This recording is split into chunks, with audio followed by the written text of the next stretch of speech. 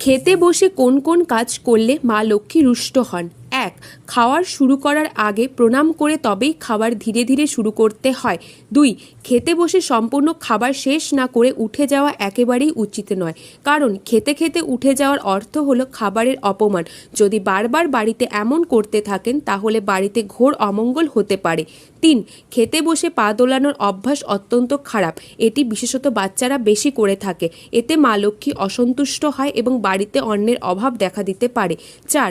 অনেকেই দেখা যায় গামছা পরে খেতে বসেন। এটি একদম করা যাবে না। এর ফলে সংসারে দারিদ্র্য কমে না, উপার্জন যতই হোক না কেন অভাব পিছু ছাড়বে না। ৫.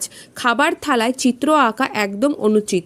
বাচ্চাদের মধ্যে এর প্রবণতা বেশি পরিমাণে দেখা যায়, তবে এটি করা একদম উচিত নয়। এতে ঘরে অভাব প্রবেশ করে। ৬. খাবার শেষে থালা চেটে একেবারেই খাওয়া উচিত নয়। এতে মা লক্ষ্মী কুপিত হন।